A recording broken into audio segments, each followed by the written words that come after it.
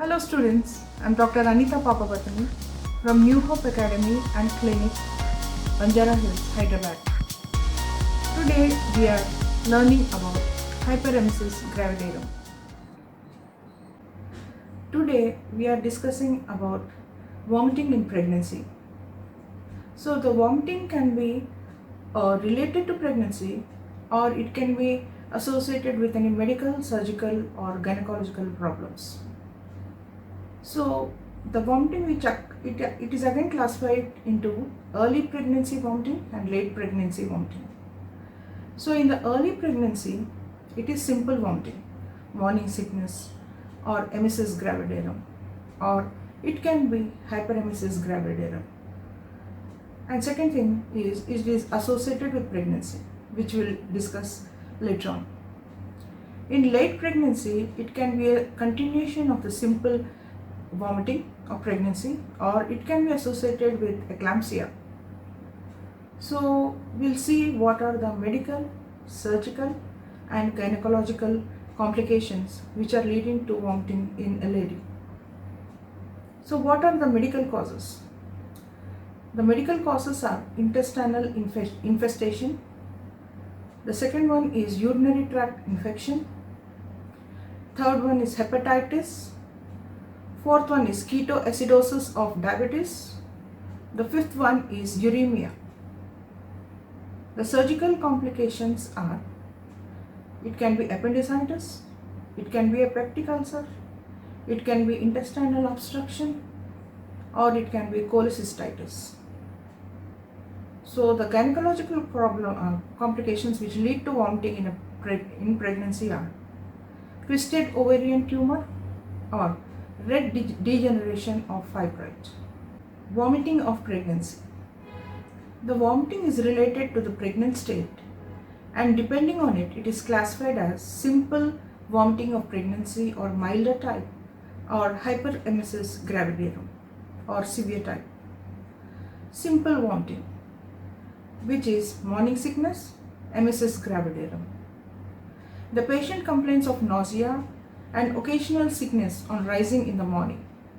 Slight vomiting is common in early pregnancy, about 50%. That is considered as a symptom of pregnancy.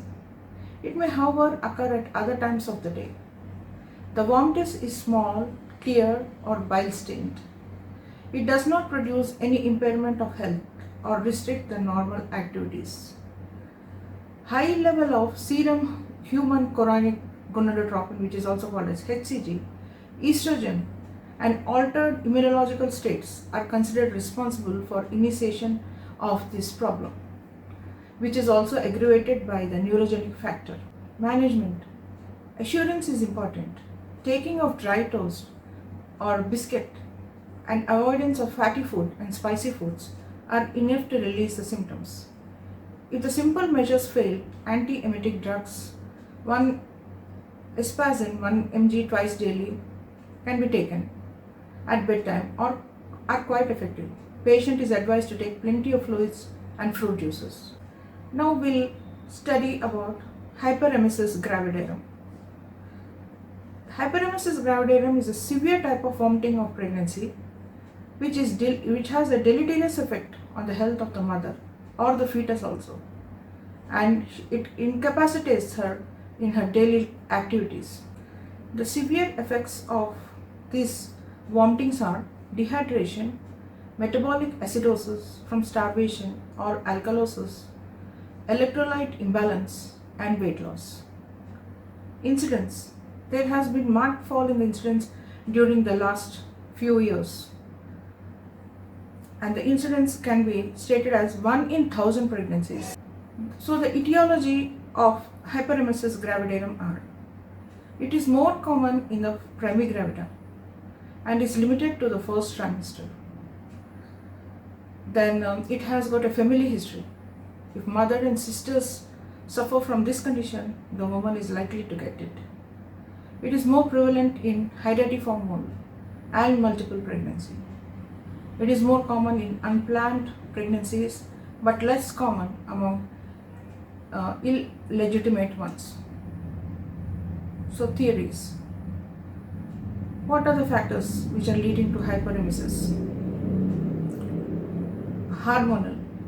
Excess of HCG or higher biological activity of HCG is associated. This is proved by the frequency of vomiting at the peak level of HCG and also increased association with hydatidiform mole or multiple pregnancy when the HCG titers are very much raised. The second factor is high serum level of estrogens, which is common in pregnancy. The third factor is progesterone excess, leading to relaxation of cardiac sphincter and simultaneous retention of gastric fluids due to impaired gastric motility. There is another factor, psychogenic factor. It probably aggravates the nausea once it begins. So psychogenic factors, it probably aggravates the nausea, and also a neurogenic element also plays a role, as evidenced by subsidence after shifting the patient from home to a hospital. Excess perception of sensations by the mother are other theories. Dietetic deficiency, probably deficiency of vitamin B6, B1, proteins may have their effects and may form a cause of this vomiting. So there's a vicious cycle of vomiting appears. Vomiting, carbohydrate starvation, ketoacidosis, then again ketoacidosis, as you know, it leads to vomiting. So what is the pathology? When the woman is vomiting day and night and she's getting dehydrated and she's not even able to retain even one spoonful of water in her body in spite of all the measures. So what is happening in her body? We'll see. In the liver, there is centrilobular fatty infiltration without necrosis. In the kidneys, usually normal with occasional findings of fatty changes in the cells of convoluted tubule. Heart. A small heart is a constant finding. Brain. Small hemorrhages in the hypothalamic regions are found. Metabolic, biochemical and circulatory changes. These changes are due to the combined effect of dehydration, starvation, consequent upon vomiting. What are the metabolic changes?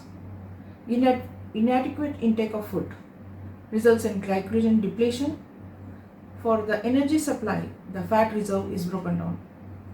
Due to low carbohydrate, there is incomplete oxidation of fat and accumulation of ketone bodies in the blood. The acetone is ultimately excreted through the kidneys and in the breath. There is also increase in tissue protein metabolism, resulting in excessive excretion of non-protein nitrogen. Biochemical.